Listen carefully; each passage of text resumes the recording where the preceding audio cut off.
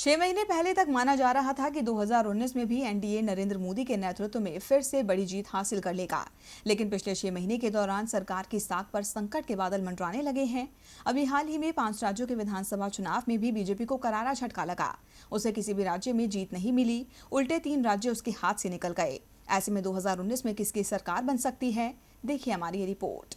2014 के लोकसभा चुनाव से पहले कांग्रेस की साख को जो चोट अन्ना हजारे के लोकपाल आंदोलन ने पहुंचाई थी, चुनाव में उससे ज्यादा तगड़ी चोट जनता ने उसे दी और पार्टी सिर्फ 44 सीटें ही जीत पाई और एनडीए को भारी बहुमत हासिल हुआ। अकेले बीजेपी ही 282 सीटें जीतकर संसद में सरकार बनाने की स्थिति में आ गई। मोदी सरकार के 4 साल तक तो देश में जितने भी चुनाव हुए उनमें अधिकांश के परिणाम एनडीए के पक्ष में आए, लेकिन पिछले 6 माह में हवा का रुख बदलने लगा है। मोदी सरकार के खिलाफ किसानों के एक के बाद एक आंदोलन ने विपक्ष को मौका दे दिया और कांग्रेस ने तो नाराज किसानों को अपने पाले में करने में देर भी नहीं की, जिसके सहारे उसने विधानसभा चुनावों में 3 राज्यों में जीत भी हासिल कर ली।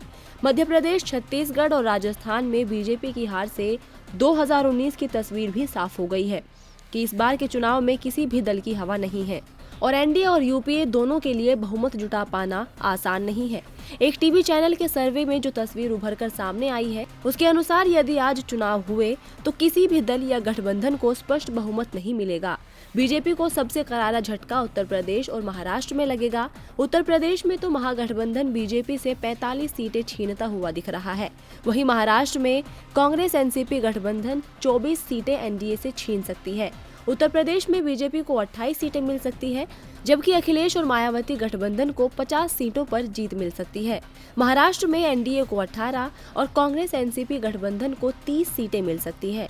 इसके अलावा मध्य प्रदेश, छत्तीसगढ़ और राजस्थान, जहां अभी हाल ही में चुनाव हुए हैं, वहां भी बीजेपी को 1.5 दर्जन सीटों का नुकसान उठाना पड़ सकता है।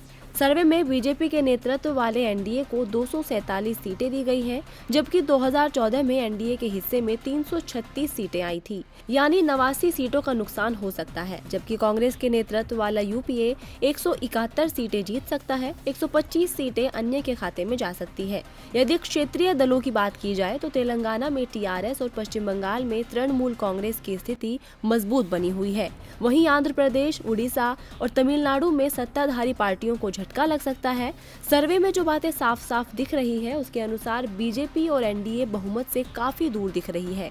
कांग्रेस के नेतृत्व वाले यूपीए को 2014 के मुकाबले बड़ा फायदा होते हुए दिख रहा है, लेकिन उसे भी बहुमत मिलता नहीं दिख रहा। क्षेत्रीय पार्टियां 2019 में अपनी दमदार उपस्थिति दर्ज कराने में कामयाब रहेगी और सत्ता की चाबी भी गैर एनडीए और गैर यूपीए पार्टियां के पास ही रहेगी।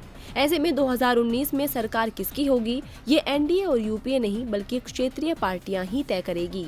डीबी लाइव की रिपोर्ट। हमारे चैनल से जुड़े रहने के लिए YouTube पर टाइप करें DB लाइव, सब्सक्राइब बटन को क्लिक करें और बेल आइकन को दबाना न भूलें ताकि खबरें आप तक पहुंचती रहें।